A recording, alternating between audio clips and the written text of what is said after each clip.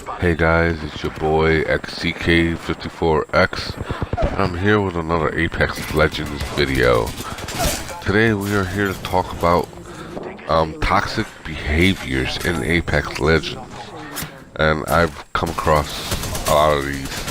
I have a list of 10, so let's get into it, shall we? Number 1, that player that leaves before you intend to respawn them, or before you pick them up. I've seen plenty of people just rage quit, because maybe they're having a hard time, they had a hard few games, but, honestly, just wait it out. Maybe your teammate's gonna come pick you up, gonna go respawn you, get your banner, whatever it may be, just stick with it, and you never know. It might turn around for you. So just stay in there. Number 2, looting everything in sight. I've seen players where they take ammunition,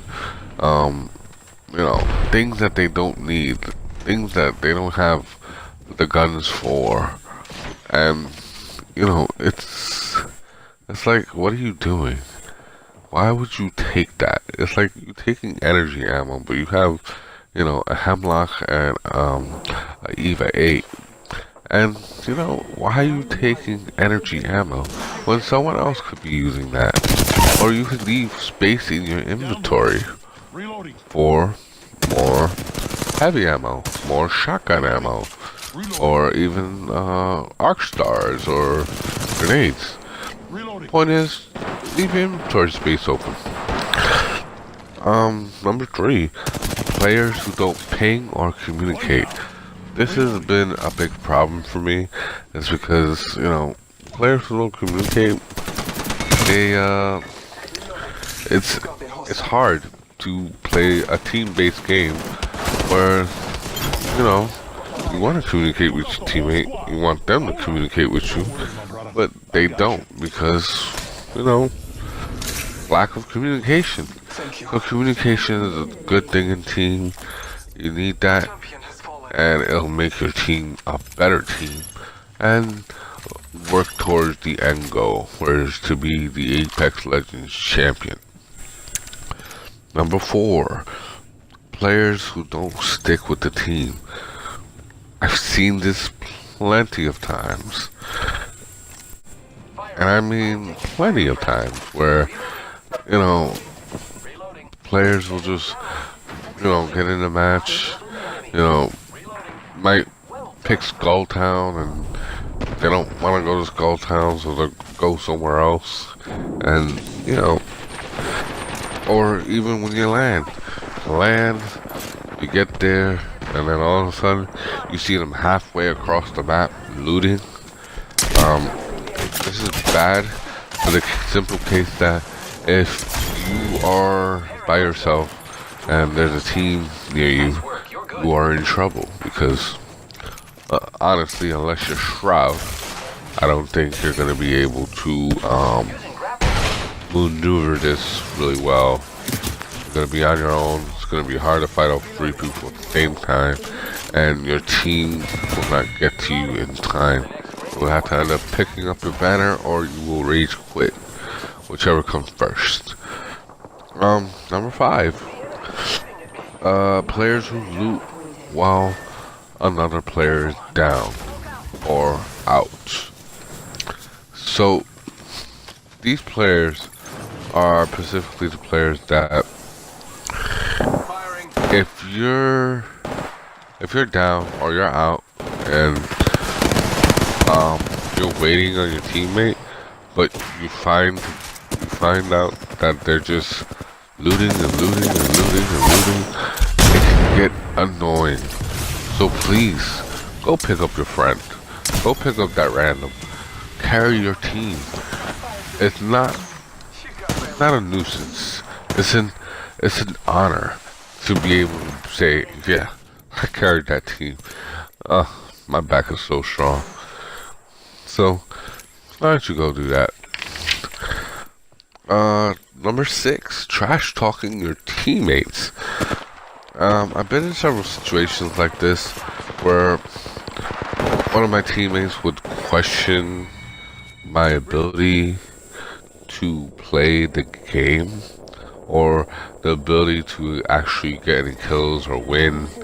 And this is because of individual stats. There's no stats stating how many games you've won overall with all characters included. So, you know, just because you see someone pick Octane and they have no wins or one win does not make them a bad player or a noob. It just means that they might be trying out a new character. They might want to, you know, mix things up. You don't know. So until we get those stats of overall wins, you should just assume that your teammate's gonna be good until you actually see their skills. And when you see them go down for the first 2 seconds, then you'll know. But if not, if they end up, you know, holding their own, then, you know, that's how you know you got a good player on your team.